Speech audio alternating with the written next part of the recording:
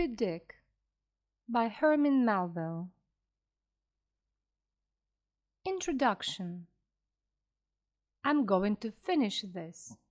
I'll stop when the white devil is dead, with my harpoon in his white devil's body. Captain Ahab hates Moby Dick, the white devil, because he lost a leg to the white whale in a fight. Now, Ahab, the captain of a whaling ship, can only think of one thing. He has to find Moby Dick and kill him. Many of the other sailors on the ship don't know about their captain's plan. Ishmael is a young sailor, and this is his first whaling job.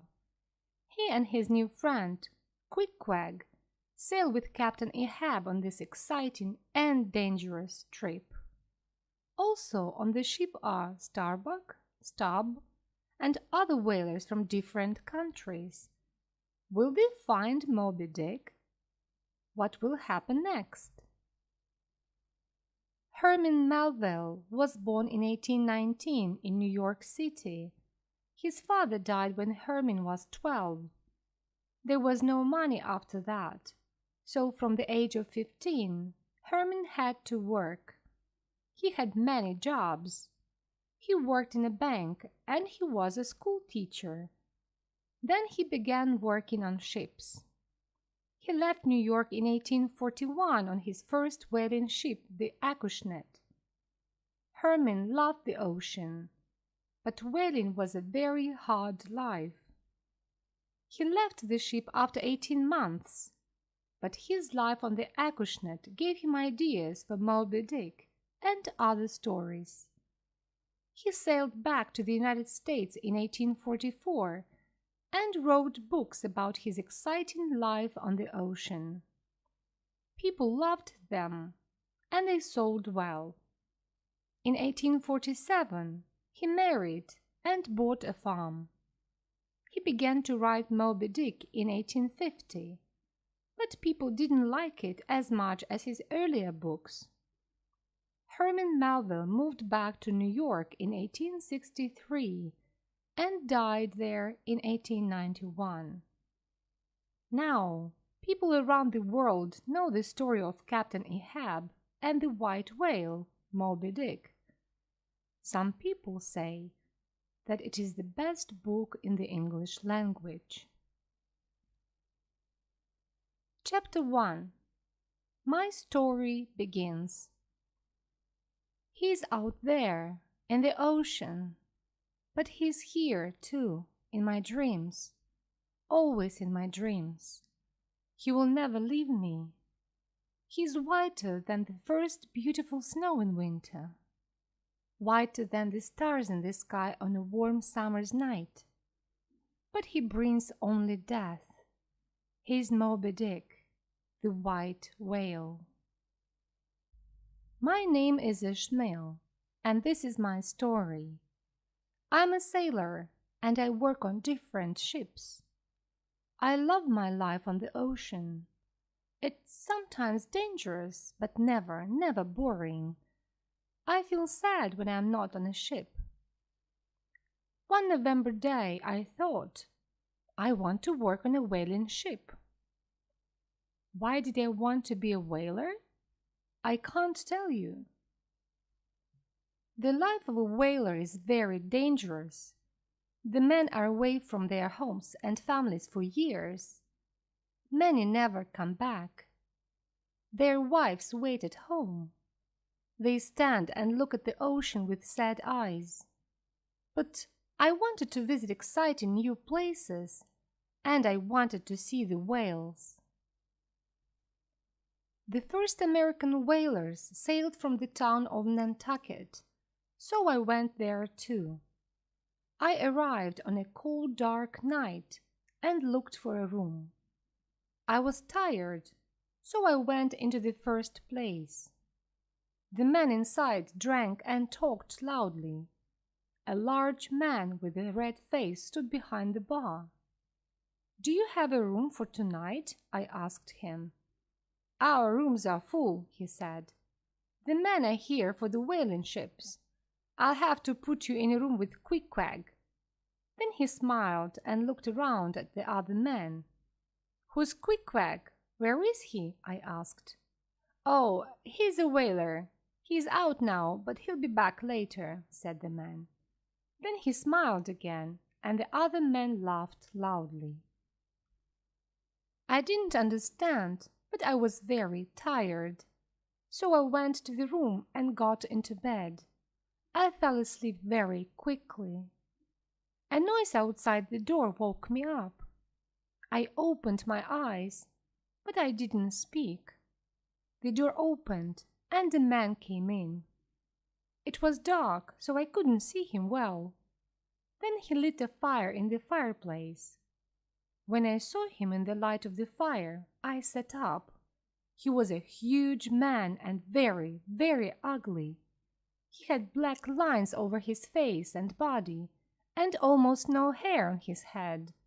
He wore a strange skirt and no other clothes. The huge man suddenly jumped onto my bed. "Help!" I shouted. "Help!" The barman ran in. "Stop, Quacks! This man wants a bed for tonight. He is sleeping here." Then he turned to me. "This is Quacks, the finest whaler on the ocean. Don't be afraid. He won't hurt you." He laughed and left us. After he left, we were very quiet. "I'm sorry," I said. "I too," Quacks said. His English was slow and careful. We began to talk, and then we couldn't stop. Quacks listened to my life story, and I listened to his. He came from Kokowoko, a long way away in the Pacific Ocean. He had a good life because his father was an important man. But Quacks wanted to see the world. So he left his home and sailed away in his small boat. A whaling ship found him and gave him work. Quacks was strong and quick, so he was a fine whaler now. He never went home. When the morning came, we were great friends. Quacks stood up and shouted, "You will find us a whaling ship today. You and I will sail around the world." And do you know something? He was right. Quacks knew because he could see the future. I learned this later. He was a strange and wonderful new friend. Chapter 2. We Find Our Ship. That morning, I looked around Nantucket for a good whaling ship. I stopped looking when I saw the Pequod. It was tall and strong. Its wood was dark from many years on the wild oceans. I went onto the ship. A man sat at a table with a big book in front of him. He wore a long black coat and a big black hat. He didn't smile. "This is a fine ship, and I want to go whaling with you. Where do I write my name, Captain?" I asked happily. "I'm not the captain. Captain Ahabs is sick. He's down below. I'm Starbuck." "Are you a whaler?" he asked. "No, but I'm a good sailor," I answered. "You can ask the captains of my other ships." "I'm not interested in your captains and your ships," he said. "Sailing is not whaling. Whaling is a hard life. You'll be away from home for many years. The work is difficult. You have to be strong and fast, and it's very dangerous." "I want to learn, and I want to see the world," I said. "Oh, you will see the world, and you will see more, good and bad, some very bad things." He looked at me for a minute. Then he spoke again. "I'll tell you about whaling. Captain Ahabs has only one leg. And do you know why? Because a whale took his other leg. A huge whale took it off." I said nothing. What could I say? "So you want to be a whaler on Captain Ahabs' ship? Can you look into the eye of a whale?" Can you stand in front of its huge mouth and throw your harpoon?" "I can, and I will," I shouted. "I'm not afraid. I'm a good sailor. You will see. This is my life, and I—" He stopped me and turned the big book around. "Write your name here," he said. His eyes were tired. "Thank you. You won't be sorry," I said. "Don't forget my words," he answered. "I have a friend. He's a good whaler," I said. "We'll see. Bring him tomorrow," said Starbuck. Queequeg and I went to the Pequod the next day. The men on the ship laughed at this huge, ugly man. Queequeg didn't say anything. He looked down at the water from the ship. Then he turned and spoke to the men. "Do you see that bird?" he asked. The men looked, but they couldn't see anything. "There," said Queequeg. The men looked carefully this time and saw a small dead bird a long way away on the water. "That bird has a whale's eye," said Queequeg. He threw his harpoon and hit the bird. "Now that whale is dead," he said. The men were quiet. Queequeg was better than every other man on that ship. And so the Pequod had 2 new whalers. We went to our room and got our things.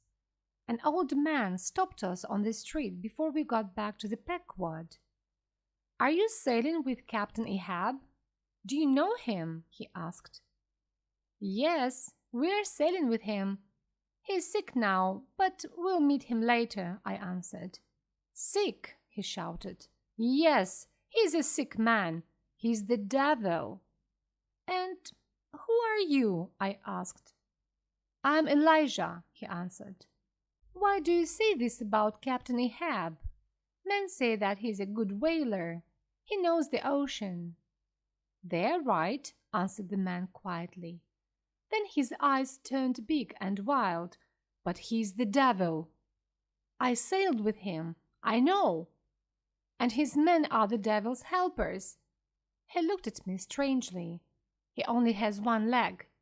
Do you know Captain Ahab's story?" I suddenly felt afraid. "Of course we do," I said. I turned to Queequeg. "Come, my friend," I said. "Let's leave this crazy old man." And we went quickly to the ship. We sailed on Christmas morning. Captain Ahab didn't come up and meet the whalers, but every night we heard him. He walked up and down, up and down. One night we heard Starbuck speak. "Please, Captain, stop. You're waking your men up." "No, I can't sleep, so my men won't sleep. They can think of whales in their beds, dead whales. That's their job," shouted Captain Ahab. I thought of Elijah's words. The devil's helpers. Were the men on the Pequod devils? There was unhappy Starbuck. Then there was Stubb. He was very different. He always laughed and told funny stories. From my bed, I looked around at my neighbors. Bildad, Tashtego, Dagu, Flask, Manxman, and the other whalers. They were from many different countries and had interesting stories. They weren't all good men, but they weren't devils. Who were Captain Ahab's devils? Chapter 3. Captain Ahab's Story. For 3 weeks Captain Ahab stayed below. Then one day, suddenly, he was there in front of us. He was a thin man, but he was strong. He had a hard face with lines on it from years of sun and wind. His hair was gray and wild. His clothes were black. Then I saw it, his white whalebone leg. And an ugly white line ran down from the top of his head.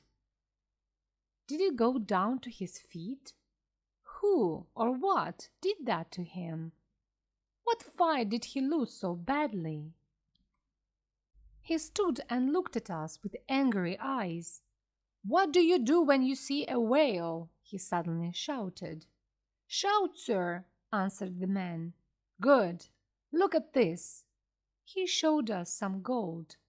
"I want one whale, a white whale. One of you will see this whale first. That man will get this gold." We stood quietly. Whalers don't make much money. We thought about the gold. We could buy a lot of nice things with it. "You will know him when you see him," said Captain Ahab. "He's the biggest whale in the oceans." "I saw this whale," said Quacks to me. "He is a mountain, very big, very strong. I put my harpoon in him. He got away." "I have to find this whale. I will find him," shouted Captain Ahab. "Are you talking about Moby Dick?" asked Teshtigo.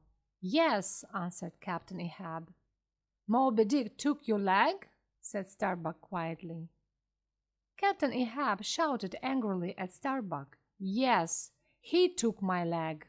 He took half of me. Now I'm half a man, and Moby Dick will pay for this. I'll follow him to South America, to Africa. I'll follow him to the end of this world. I'll see him dead." He turned to the other whalers. "Are you with me, men?" "Yes," they shouted. They were excited. They saw the gold. They shouted and laughed.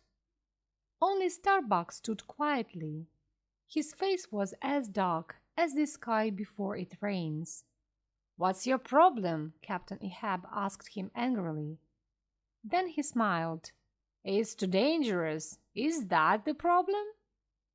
"I'm not afraid of dangerous work," answered Starbuck. "But I work for whale oil. I fight whales for their oil, for money. You hate this whale. How much oil will that bring you? How much money?" "When I kill Moby Dick, I'll be rich in here," shouted Captain Ahab, and he hit his body with his hand. He turned and started to walk away. "Are you going to follow this animal because it won a fight with you? It's wrong! It's crazy!" shouted Starbuck. When he heard this, Captain Ahab turned on his whalebone leg. He was very angry now, and he shouted in Starbuck's face, "This whale is evil! Do you understand? White is the color of ice, and ice takes strong ships down under the water. White is the color of a man's eyes when he can't see. White is the color of dead men. White is evil, and this whale is evil. He is laughing at me. I'll only be free when this evil is dead. Dead!" The color left Starbuck's face. He was the loser of this fight, and Captain Ahab knew it. He turned to the men again. "Drink! Death to Moby Dick!" he shouted. The men put their harpoons up high and shouted too. Then they drank and danced. Later, that same night, the men were asleep and the ship was quiet. I was outside with Pip, the little cook boy. We had to put water out for the next day's whaling. "Listen," said Pip. "Can you hear that? I hear men." The whalers were at the other end of the ship. There was nobody there. "I don't hear anything," I said. "No, listen," said Pip. "There are men below us, 5 or 6 of them. Can't you hear them?" "It's the ocean, Pip. It's playing games with you," I answered. "I have good ears," said Pip. He was angry with me and walked away. I watched him go. Then I sat and looked up at the stars. I dreamed of the white whale. I dreamed of gold. Chapter 4. Our First Whale. "Whale! shouted Testigo from the top of the ship. "Whale!" Captain Ahab came quickly. "Get the boats!" he shouted. The whale sent a shower of water up into the sky. Suddenly, 5 men came up from below and stood by Captain Ahab. Their faces were dark, and they had long black hair. They wore strange white pants and no shirts or shoes. One of the men was older. He was darker and only had one tooth. He wore a strange white hat, so we couldn't see his hair. His black eyes looked only at Captain Ahab. These were Captain Ahab's devils. "Fidela, go!" Captain Ahab shouted to this man. 3 small boats went down into the water. Captain Ahab's men came too, in their boat. His man was drawn, and their boat quickly sailed in front of ours. I turned to Pip. "I understand now. These are the men. You heard them speaking before." "I told you," Pip shouted back. "Stop talking and row," shouted Stubb from the back. "Do you think this is a tea party?" Stubb always shouted at us, but we were never afraid of him. He always had a smile on his face. Starbuck was the captain of our small boat. He didn't talk to us, but we heard him say quietly, "Who are those men? What's Captain Ahab doing?" Captain Ahab shouted to his boat from the packward, but his men only had ears for Fidela. Their eyes never left Fidela's face, and their boat went faster and faster. This was my first whale. Maybe we'll kill it, I thought. I was excited. Every whaler was excited. But why weren't we afraid? Because our heads were full of money, oil, gold. The sky suddenly turned dark with rain. But we didn't go back. "We have time. We can kill a whale before the heavy rain comes," said Starbuck. Quacks stood ready with his harpoon in the front of our boat. Suddenly, the whale was there again. It came up out of the water, under our boat. Men and harpoons went everywhere. Then the heavy rain came. In minutes, our boat was full of water. Strong winds took our sails down. The whale left us and swam down into the dark water. After some time, the wind stopped. We waited, and day turned to night. We couldn't see anything. Where were we? Where were the other boats? The men weren't angry with Starbuck. The weather can play games with the best sailors. More hours came and went. We were wet, tired, and afraid. Then we saw a large black thing in the water. Was it the whale again? No, it was the peckwad. But the men couldn't see us. "It's going to hit us!" shouted Stubb. We jumped into the ocean and began to shout for help. When the men on the packwad heard us, they put ropes down. Then they helped us onto the ship. The other men were there, Captain Ahab's men too. They turned back when they didn't see the white whale. Chapter 5. The Albatross and the Samuel Enderby. We fought and killed many whales after that first night, but our work didn't finish when we killed them. We then had to climb down onto the dead whale and cut off the fat. We had to work quickly because sharks came for the whale meat. Sharks could eat a whale in one night, and some of these whales were almost as big as our ship. We cut off large squares of fat and pulled these squares onto the ship. This was a long, hard job. It was also dangerous because sharks swam around us. We then cooked the fat and made oil. When the oil was ready, we put it into barrels. Oil gave us light and made us warm. We could sell it to people around the world. Oil was our money. But did this make Captain Ahab happy? No. The money wasn't important to him.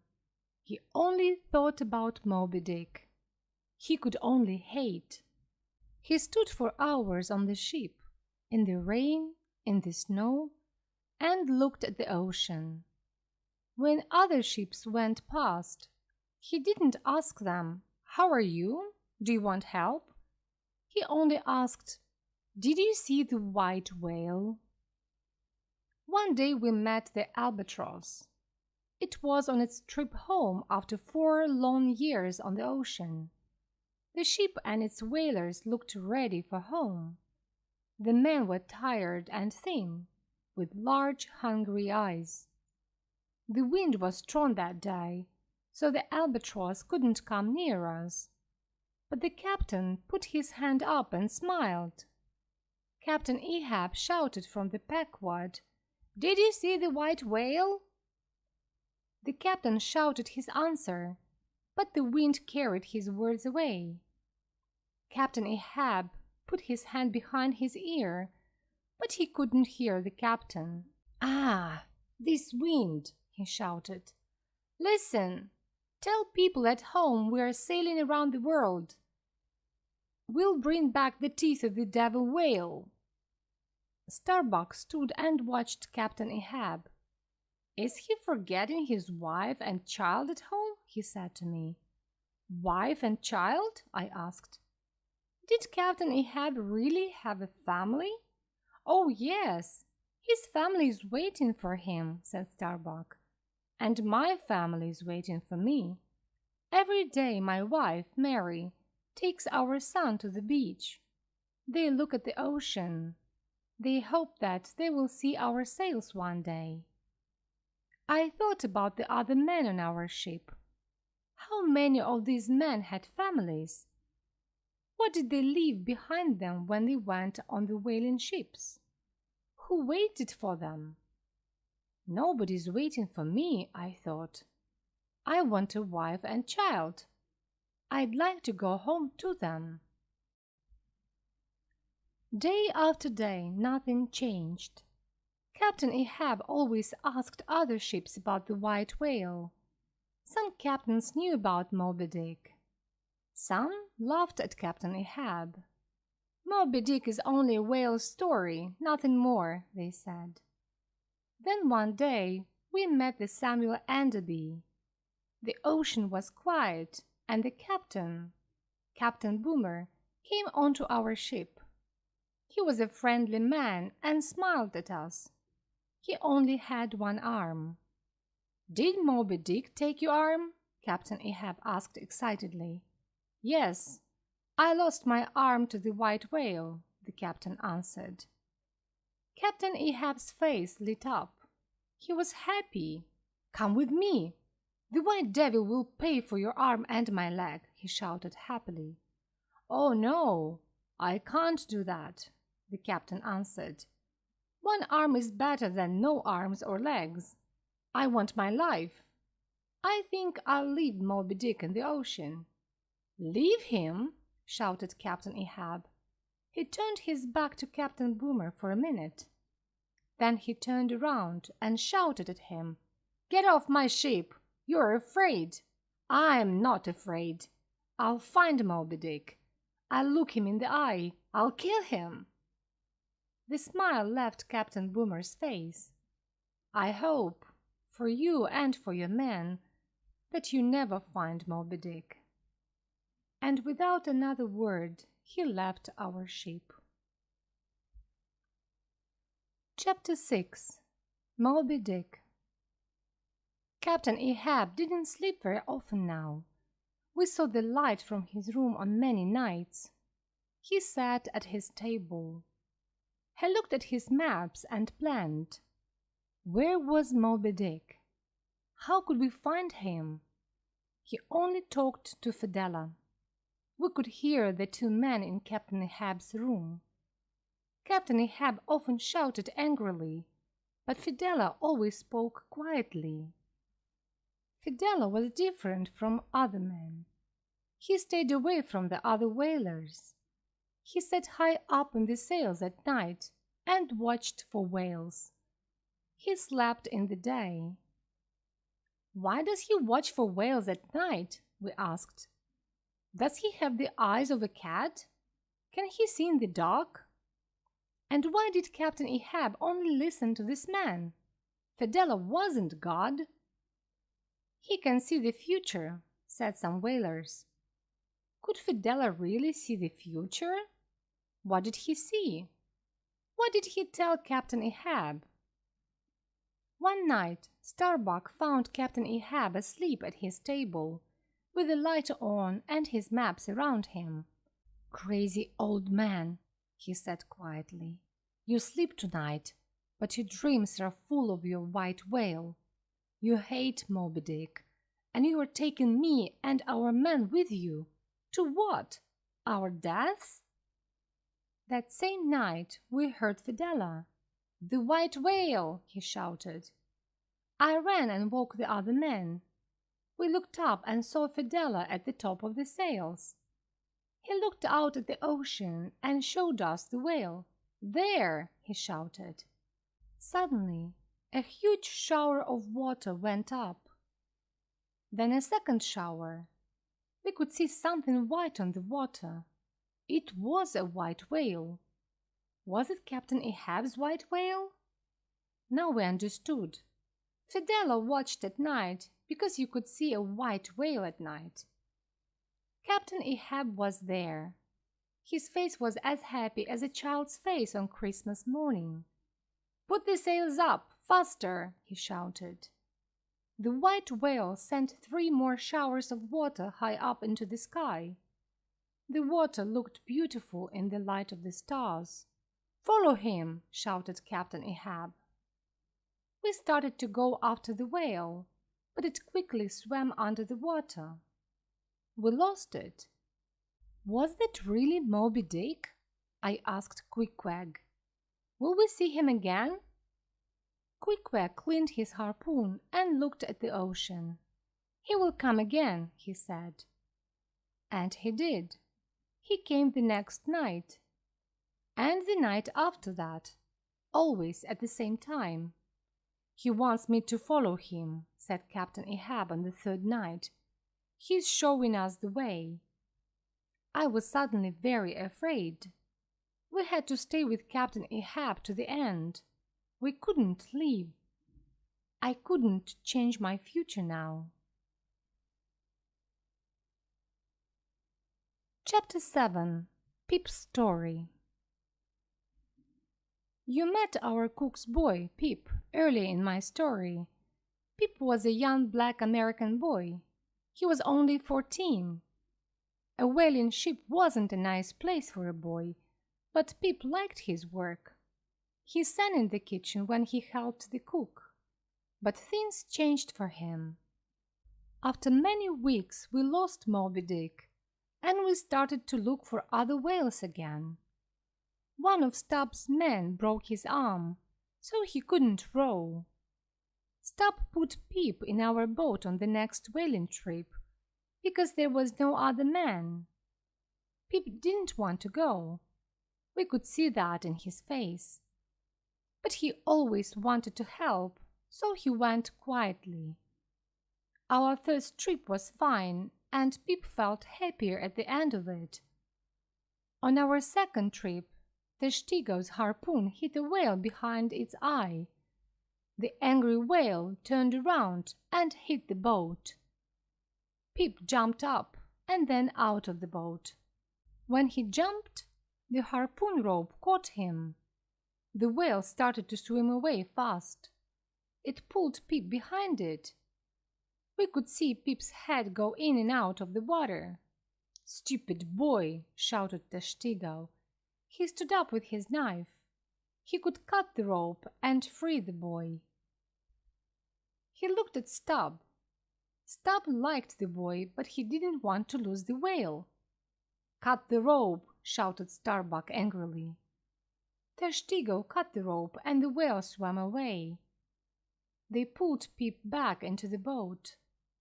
The men were very angry with him. "Never jump out of the boat again," said Stubb. "We'll have to leave you. Who'll bring us more money, you or a whale?" On the third trip, Pip jumped again when a whale hit the boat. He was a young boy, a cook, not a whaler. He was afraid. This time, Stubb left him in the ocean. "Please come back," Pip shouted. "Please don't leave me. The sharks will eat me." But the boat went after the whale. Pip was in the ocean for a long time. The water was as cold as ice, and Pip was afraid. The ocean was very dangerous. Stubb sent the pequod for him after we got our whale. When Pip climbed the rope, Captain Ahab put out his hand to him. Pip was a little crazy now.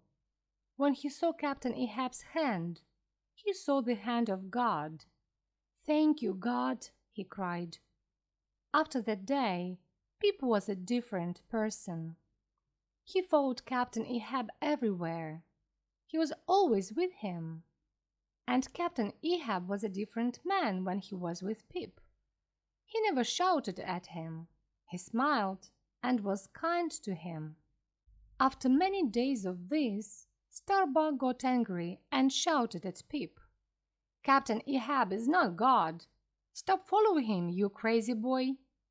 "Why are you angry? The boy doesn't understand," I said to Starbuck. "I'm not angry. I'm afraid. I know the boy's crazy. But Captain Ahab, does he think he's God? Is he—" He stopped before he said the word crazy. "This is not good. It's wrong," said Starbuck. Then he walked away. Chapter 8. Quacks coughing. Some days later, we heard shouts from below. "Captain! Captain Ahab!" It was Starbuck. He ran to Captain Ahab very fast. Starbuck was a young man. When you saw his black clothes and sad face, you could forget that. "What is it?" Captain Ahab asked him. "The barrels, Captain. There is a problem with some of the barrels. We're losing oil. We have to stop the ship. The men have to change the bad barrels." "I'm not going to lose a day's sailing because of some barrels." "No, we're not going to stop," answered Captain Ahab. "But, Captain, we're losing a lot of oil," Starbuck shouted. The men stopped working and watched. "You have to stop. We will lose everything." "No, we're very near Moby Dick. I can feel it. We have to find him," answered Captain Ahab. Starbuck was afraid. We could see this in his face. But he was very angry too. He didn't leave. "But the men, our wives and children, we're here because we want food for our families. The money from the oil is important to us. We have to live. We want to live. Where are you taking us? What are you doing to us?" Captain Ahab took out his gun. "Oil is not my God. We will not stop," he shouted. "Do you understand?" No one man spoke. Nobody moved. We stood and watched. Starbuck slowly turned from the gun and started to walk away. "I can't win this fight," he said. "You have the gun." Then he turned around and looked at Captain Ahab. He spoke quietly. "But be careful, Captain Ahab. Not of me. I am not the problem. You are." He turned and walked away. Captain Ahab didn't speak. He watched Starbuck go. Then he put his gun down and went to his room. Later that day, Captain Ahab shouted for the men to come to him. "Starbuck says we have a problem with some of the barrels," he said. "We're going to stop and change them. Take down the sails." Starbuck's face was happy. He didn't speak, but his eyes said, "Thank you." We worked day and night on the barrels. It was very hot below, and oil was everywhere. The barrels were very heavy, and only the strongest men could move them. Quack had to do a lot of this hard, heavy work. After 3 days, we finished. The men were tired, and some were sick from the work. Quack slept outside that night. He wanted to get away from the hot rooms below, but it was very cold outside. The next morning, Quack was very sick. His body was as cold as ice 1 minute, and then as hot as fire. He couldn't see. He couldn't speak. I stayed with him. "I'm here," I said. "My dear friend, I won't leave you. You'll get better." After 2 days, Quack called the other men to his bed. "Make me a coffin," he said. "I'm going to die." "No, you aren't going to die. You can't leave me," I cried. "Yes, my friend, I'm going to die. Men, please make my coffin. Do not throw my body into the cold ocean."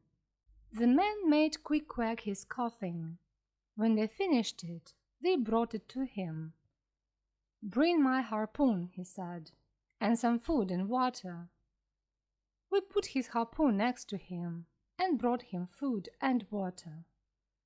"Put them in my coffin," he said. So we put them in. "Now put me in the coffin," he said. "No," we shouted. "I want to try it," he said. So we put him inside and closed it. After some minutes he spoke. "It is good. Now I will go to my bed again." He looked at the coffin from his bed. Then he closed his eyes and slept. I sat and cried. I waited. The other men were very sad too. Quack was a good man and the best whaler on the ocean. Then, one morning, Quack sat up. "I cannot die now," he said. "I have to do some things first. I will die later. Now I will go to work." Nobody could understand, but we put his coffin away, down with the barrels of oil, and went back to our work. Chapter 9. Captain Ahab's Dream. We sailed into the Pacific Ocean, and the whaling was good. One day we killed 4 whales. We couldn't cut the fat off 4 whales in one day, so we had to watch them that night. We put the small boats into the water near the dead whales. I was in Captain Ahab's boat. We put harpoons into the whales' bodies. Then we put lights on the end of the harpoons so we could see sharks in the water. "Sharks! Sharks!" men shouted from the different boats. Sometimes only 3 or 4 came. Sometimes a lot of sharks came at the same time. They were fast and quiet. Suddenly, they were there, by our boats. Their ugly mouths opened, and they showed their teeth. We fought them, and they went away. But they always came back again. Sometimes they stayed away for hours. In those quiet times, Captain Ahab and his men slept. But Fidela didn't sleep.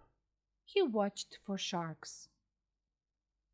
Suddenly, Captain Ahab woke up and sat up in the boat. His eyes were big and wild. He was afraid. "I had the dream again," he said to Fidela. I died. I felt it. And I saw my coffin.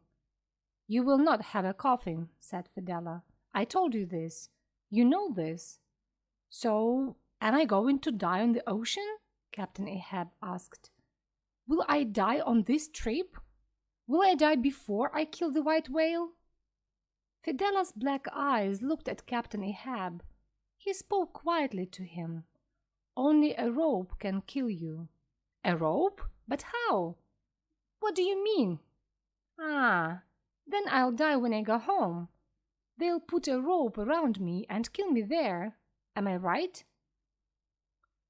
Fidela spoke again. A rope will kill you, but I will go first. I will show you the way. You will follow me to the next world. But when? When will this happen, Fidela? And where? Asked Captain Ahab. I cannot say. I will die first, and you will follow me. I listened carefully to the two men. Now I understood.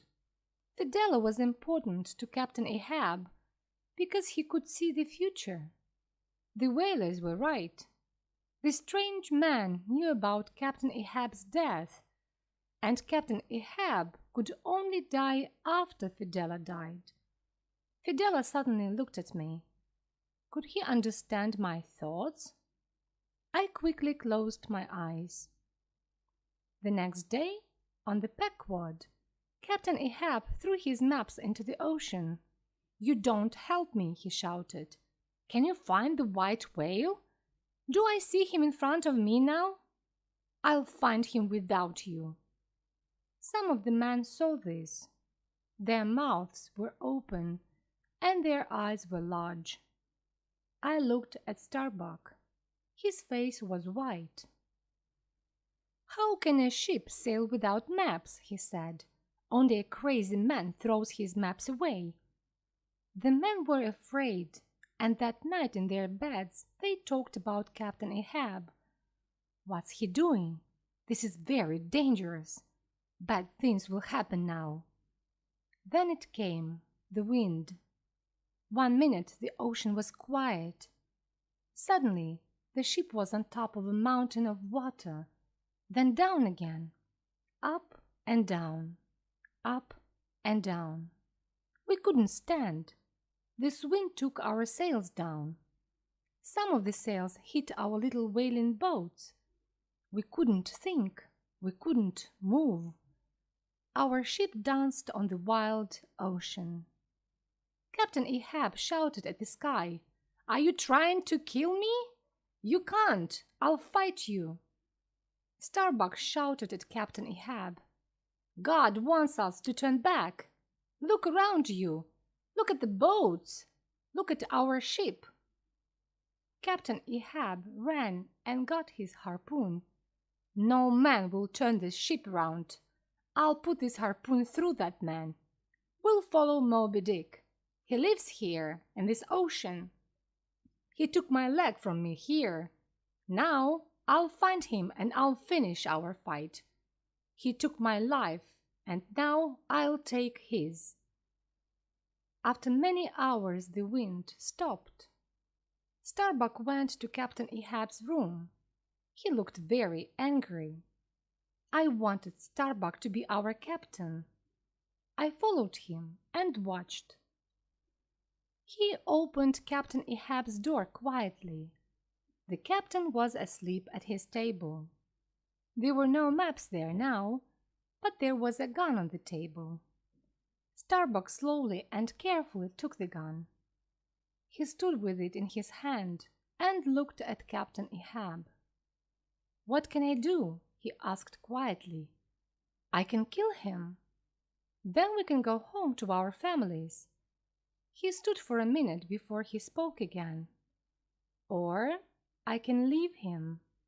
Then he will kill everyone on this ship. We will die a long, long way from home. I wanted Starbuck to kill Captain Ahab. After some time, Starbuck's hand fell. He couldn't do it. He put the gun on the table and quietly left Captain Ahab's room. The next morning, we heard strange noises. What were they? Were they the sounds of animals or fish? Was it the wind? Were they the calls of dead sailors? It was Pip. He jumped up and down. "It's me!" he cried. "I'm in the ocean! You forgot me! Help me!" Captain Ahab went to the boy. "Don't be afraid," he said. "You are with me. Nothing will hurt you." "Look at that," said Stubb. "Two crazy people on a crazy ship. What will happen next?" Chapter 10. The Rachel. Later that day, our ship met the Rachel. The Rachel looked as bad as the Pequod after the strong winds. But Captain Ahab didn't talk to the Rachel's captain about the weather. He asked the same question. "Did you see the white whale?" When Captain Gardner answered, Captain Ahab jumped. "Yes," our visitor said, "I saw him yesterday." Captain Gardner came onto the Pequod with some of his men. Captain Ahab was full of questions. "You saw Moby Dick yesterday? Where? Did you kill him? Where is he now?" Captain Gardner's face went white, and he began his story. "I had 3 boats on the water. Suddenly the white whale came out of the ocean. I sent one of the boats after it. The men harpooned the whale. It swam away and pulled the boat after it. It was too fast. We couldn't follow the boat and we lost it. We looked last night and this morning, but we couldn't find it." "Something on that boat is important to him," Quacks said quietly to me. "Maybe it's his best boat," said Daggoo. "Or his best harpooner," said Stubb. Captain Gardner's face was very sad. He asked Captain Ahab, "Will you help us look for the boat, Captain?" When Captain Ahab didn't answer, Captain Gardner spoke again. "I'll pay you for your time." There was no answer. "My son was on that boat," Captain Gardner said. "He's my only son, 12 years old. You and I can find him, Captain Ahab. I hope you'll help me." We stood and waited for Captain Ahab's answer. "We have to help him," said one whaler loudly. "We're all whalers and many of us have sons." "Can't we help him?" asked another man. "No, I can't do it," answered Captain Ahab. "We don't have time." He turned and spoke to Starbuck. "Get these men off my ship now. We're going to sail in 5 minutes." Then he walked away. Captain Gardner looked at each whaler's face with his sad red eyes. But we could do nothing. We had to go with our crazy captain. In the days after we met the Rachel, Captain Ahab started to get ready for the fight with Moby Dick. He wanted to look after Pip, so he brought Pip to his room. He spoke to him. "These next days are going to be very dangerous," he said. "We're going to kill the white whale. This is going to be a long, hard fight. I want you to stay here in my room, Pip. Never leave. You'll hear many things, but you have to stay here. Do you understand?" Pip listened carefully to Captain Ahab. He didn't really understand everything, but he always wanted to please his captain. He never left Captain Ahab's room again. Captain Ahab always stayed outside after that. He didn't go to his room. He sat and watched the ocean for Moby Dick, morning and night. He ate outside and slept outside in his dirty clothes. Fidela was there too, but the 2 men never spoke now. They only did one thing. They watched. One morning, a large black bird flew down from the sky. It flew to Captain Ahab's head. Captain Ahab put his hands up, but the bird flew around and around his head. Fidela did nothing. Then suddenly the bird took Captain Ahab's hat and flew away. Some of the whalers laughed, but some of them were afraid and talked about it later. "What does this mean? Will more bad things happen now?" they asked. Chapter 11. The Fight Begins. Some days later, Captain Ahab and Starbuck stood and watched for whales. Captain Ahab spoke sadly to Starbuck. "What kind of life do I have?" he said. 40 years of hard work, little sleep, little money. I married my dear wife, and the next day I left on a whaling ship for 3 years. I feel old, Starbuck, old and tired. I think of my family. My young son is sleeping now." "My son is sleeping too," answered Starbuck. "Why don't we go home and see our boys, Captain?" Then suddenly Captain Ahab's face changed. "Wait! Moby Dick is near, very, very near. I can feel him." The hope left Starbuck's face, and it turned sad again. He walked slowly away from Captain Ahab and went back to work. Captain Ahab was right. Moby Dick was very near. "White whale! White whale!" the captain shouted the next morning, and there he was, the largest and most dangerous animal in the ocean. But at this minute he was beautiful. When he came up out of the water, his great white body shone in the morning sun. Birds followed him and flew above him. Captain Ahab's face shone too. He was a child again, happy and excited. "Get the boats, men! Move!" he shouted. We didn't have many boats after the strong winds. Captain Ahab and his men climbed into the first boat. Captain Ahab spoke to Starbuck before he left. "Stay here," he said. "Then you can see your wife and child again." Now we were in the boats. Moby Dick came up out of the water again. He was a huge white mountain. There were harpoons in his body from his many fights with whalers. When he hit the ocean again, water showered down on us. Then he swam down into the dark water, and the ocean was quiet. Where was he? We sat for hours in our boats and waited. Suddenly, Tashtigo shouted, "The birds! Look!" The birds were above us, so Moby Dick was near. We looked into the water. Something was down there. It came nearer. It got bigger and bigger. Then he was there, the huge white whale. He came up under Captain Ahab's boat. His mouth opened. I could see his teeth. He closed his mouth on Captain Ahab's boat and took it out of the water. Fidela and his men jumped into the ocean. Captain Ahab didn't jump. He stayed in the boat and shouted at Moby Dick. He tried to fight him, but he couldn't. His harpoon was in the ocean now, and he couldn't move easily with his whalebone leg.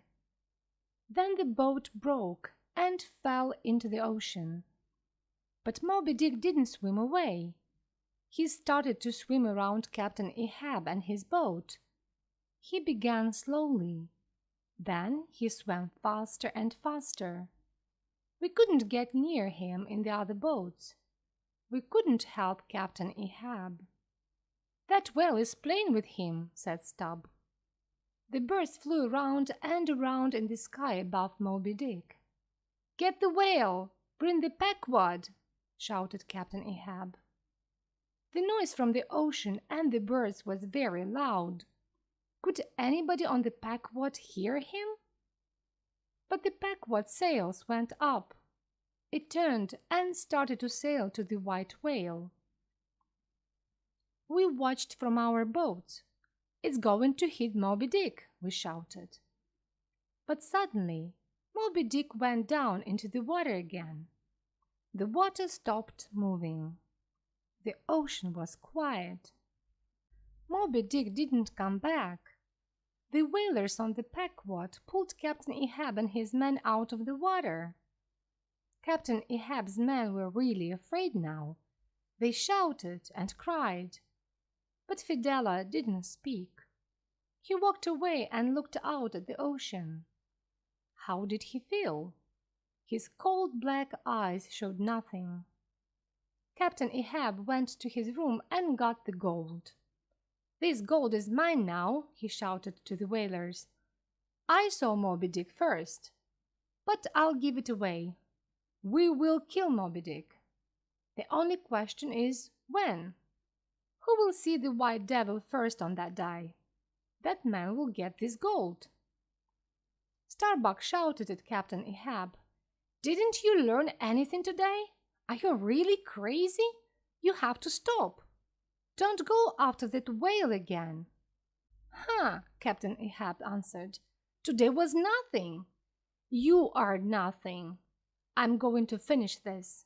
I'll stop when the white devil is dead, with my harpoon in his white devil's body." Chapter 12. The Second Day. "White whale! White whale!" Moby Dick came again. He was hundreds of meters away, but we could see the shower of water from his back high in the sky. He came out of the ocean. Then his huge body fell again and hit the water. 3 boats went after him. Captain Ahab and his men took the goose boat. In an hour, the boats were all in different places around Moby Dick. Our harpoons rained down on him. Some fell into the ocean. Some hit him and stayed in his body. The harpoon ropes pulled our boats nearer to him. Suddenly, Moby Dick started swimming round and round. He opened and closed his huge mouth. He pulled hard on the ropes, and the 3 boats moved nearer. Flask's boat hit ours. Wood and harpoons went everywhere. We swam quickly and tried to get away from the whale. Moby Dick went down under the water. Where was he? How many meters could he swim with our harpoons and ropes in him? We waited. He came up again, under Captain Ahab's boat. The boat broke and the men fell into the ocean. You could hear them shout and cry. Then Moby Dick stopped moving. He stayed there and watched us. It was the strangest thing. He looked at us with his small black eye. We waited. Then he swam away quietly. Our harpoon ropes followed him in the water. We waited for the Pequod. We had to be very careful. We didn't shout because we didn't want sharks to see us. When they pulled me out of the water, I was happy and excited. I didn't die. But the other man? Queequeg? Where was Queequeg? Then I saw him. And Stubb? Yes, he was there too. And Tashtigo, Flask, and Agoo? But where was Captain Ahab? After some time we heard a shout. It was Captain Ahab. His arm was around Starbuck because he couldn't walk. He had no whalebone leg now.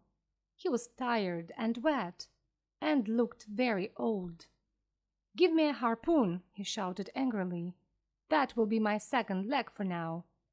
He walked with the harpoon to the man and sat down on a barrel. Then he spoke to us. "Watch carefully," he said. "Moby Dick will come to us on the 3rd day. He will die on the 3rd day. Who will see him first? Who will get the gold?" We didn't shout and dance this time. We were tired. We were afraid. We stood quietly. Captain Ahab looked around at us and his face suddenly changed. "Where's Fidela?" he asked. We looked around. He wasn't there. Nobody spoke. Captain Ahab's face went white. His eyes were large and black. He opened his mouth, but nothing came out. Then he spoke again, but the sound was different. It was high and strange. "Find Fidela! Do you hear me? Find him!" We looked everywhere, but we couldn't find Fidela. "Maybe he went down with the ropes," said Stubb. Stubb wasn't sad. The whalers weren't sad. Captain Ahab's men weren't sad. Only one man on that ship wanted to see Fidela again. The captain. He could lose his maps and his whalebone leg, but not Fidela. He shouted at the ocean, "You will die for this. My harpoon will end your evil life." I remembered Fidela's words to Captain Ahab. "I will go first. I will show you the way. You will follow me from this world." Chapter 13. The End. On the morning of the third day, the sun shone in the blue sky, and the ocean shone in the sunlight. The Pequod sailed well. It was the most beautiful day, but the saddest day. "On the third day he'll come," Captain Ahab said again and again. He sat high up in the sails and watched. He looked better now. He looked strong again. After 40 years on the ocean, Captain Ahab understood whales well. "Why don't we see him?" We're going too fast," he said. "Moby Dick has our harpoons and ropes in him. He can't swim fast. Turn around. We'll go back for him." "Look at Captain Ahab. He's running to his death," said Starbuck sadly. "There he is!" shouted Captain Ahab after 2 hours. And there was Moby Dick. Starbuck spoke quietly. "How are you, Mary? How's our boy?" Why did he speak to his wife? Did he know something? Was this the end? Captain Ahab thought only of Moby Dick. He shouted happily at the whale. "You and I had to meet. We had to fight. Now is our time." Captain Ahab climbed down from the sails. He couldn't walk without his whalebone leg, so Starbuck helped him.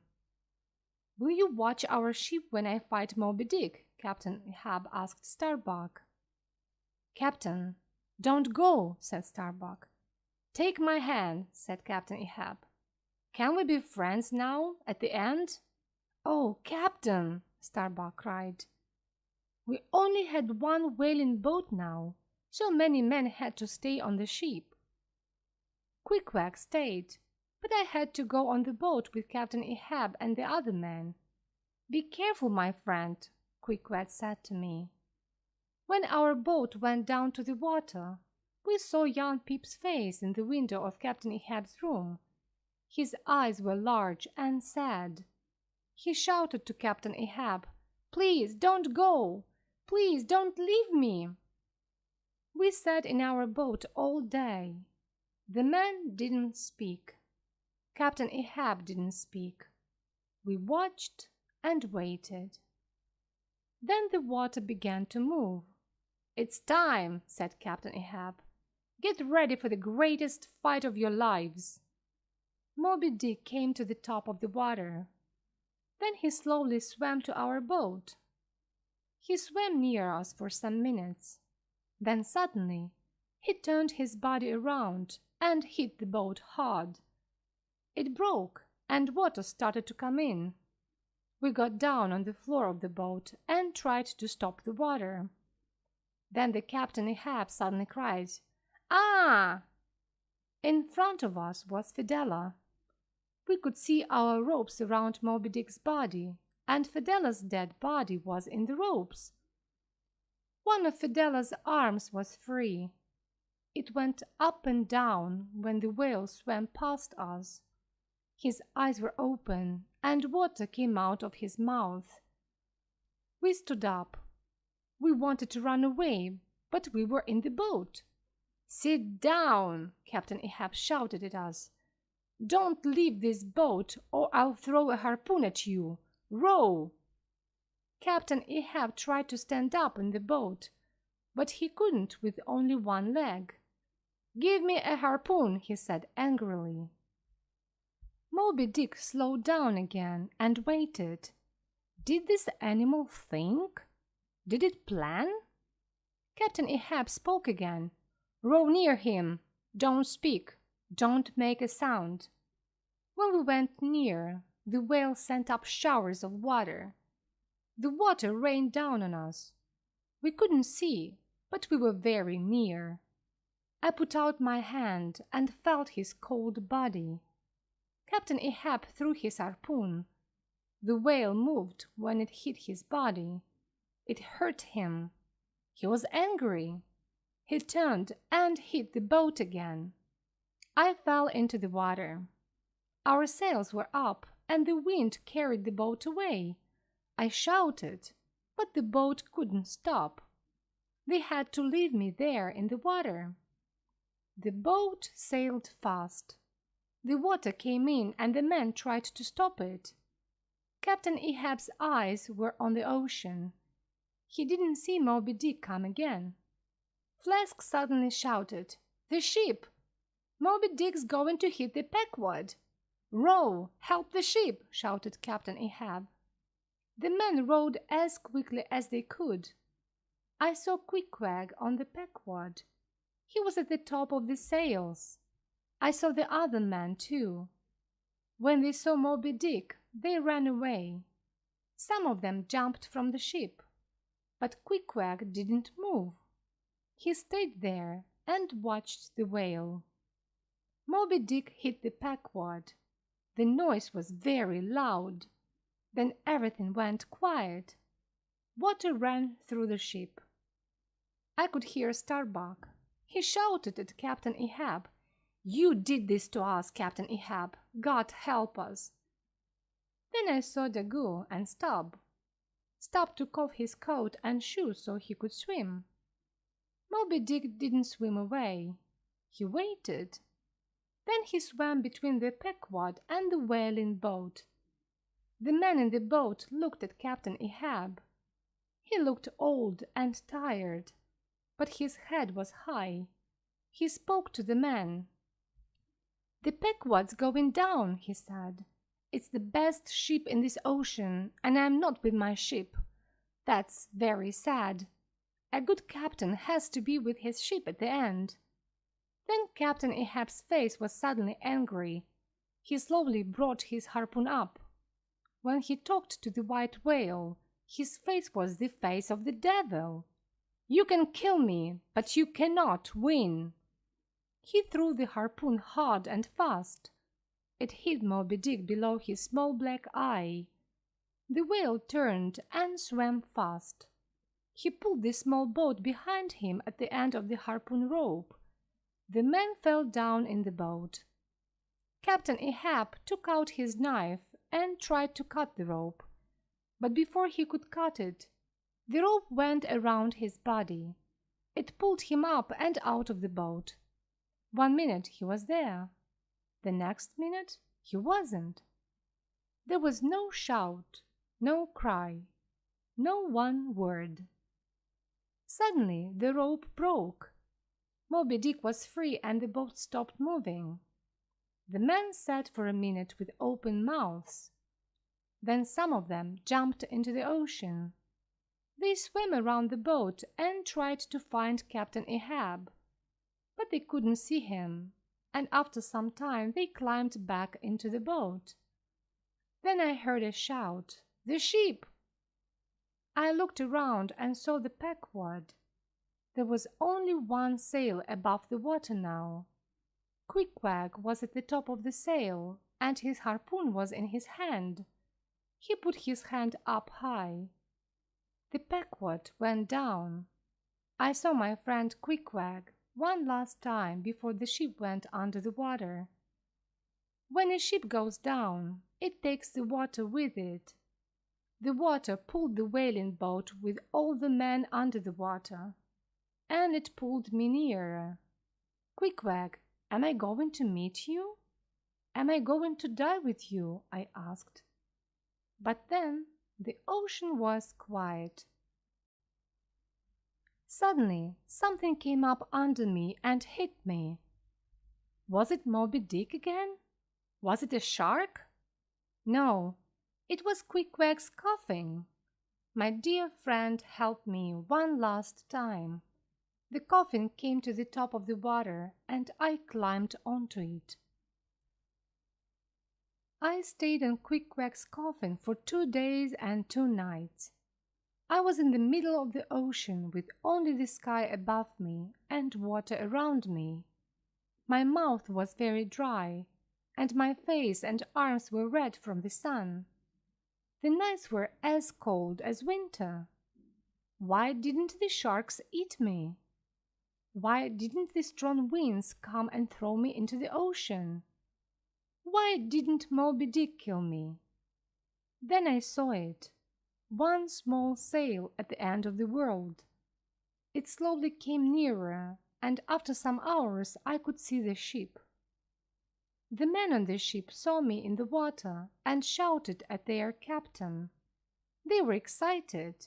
They were happy. When the ship came nearer, I understood. It was the Rachel. The men started to pull me out of the water and saw their mistake. I wasn't their captain's son, but they were very kind to me. They gave me food and water and a bed. I often think about my time on the Packwood. We fought with Moby Dick, and Captain Ahab's men died. They died because one man hated a whale. At the same time, the men on the Rachel looked for a boy. They looked for a boy because one man loved his son. And after their hard work and their hopes, they found only me.